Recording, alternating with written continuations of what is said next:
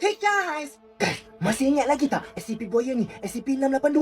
Korang tahu tak SCP Shy Guy ni dengan SCP Ayam ni pernah nak bunuh SCP Buaya ni? Okey, ada satu time tu SCP Foundation ni tiba-tiba diorang tu fikir macam diorang nak bunuh SCP Buaya ni. Tapi diorang tak tahu macam mana nak bunuh SCP Buaya ni. Sebab apa? SCP Buaya ni dia terkenal dengan nama Hard to Kill Reptile. So pihak SCP dah buat macam-macam dah. Dah tembak dengan machine gun, dah guna shotgun, dah guna laser, dah terbakarkan dia. Tapi tak boleh mati juga. Sebab apa? Badan dia senang nak tulis sendiri. First kali diorang pakai SCP Ayam ni. Sebab apa? Diorang tahu yang SCP Buaya ni confirm tak boleh nak buka mata dia lama-lama. So bila dia tutup mata je, SCP Ayam ni terus datang kat SCP Buaya tu dan patahkan tengkuk dia. Tapi kan, itu apa yang kita fikirlah. Tapi sebenarnya jadi benda lain guys. Korang tahu tak jadi apa sebenarnya? Bila diorang hantar SCP Ayam tu je, tiba-tiba rupa-rupanya SCP Ayam tu dengan SCP Buaya tu termenung sesama sendiri. Diorang pandang sesama sendiri selama 6 jam. So apa pihak SCP Foundation terfikir? Diorang fikir, apa kata diorang hantar 2 askar dalam tu, lepas tu tembak mata SCP Buaya tu. So masa diorang tembak tu, SCP Buaya tu tutup mata dan SCP Ayam tu terus nak pergi patahkan tengkuk Buaya tu.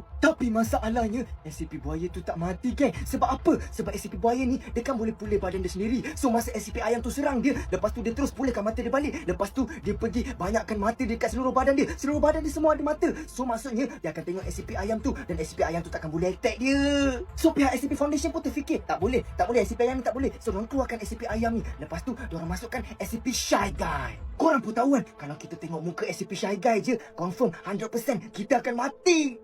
So lepas diorang dah hantar SCP Shy Guy dalam tu, apa yang jadi? SCP Shy Guy dapat buat damage dekat SCP Buaya ni sebanyak 85%. Tapi korang tahu tak, diorang fight selama berapa jam? Diorang fight selama 27 jam. Tapi malangnya SCP Shy Guy ni dia terus give up. Dia nangis. Sebab apa? Dia kepenatan dan badan dia pun banyak damage. So dia takut gila dengan SCP Buaya ni. So dia pun larikan diri. Masa ni pihak SCP dah pening dah.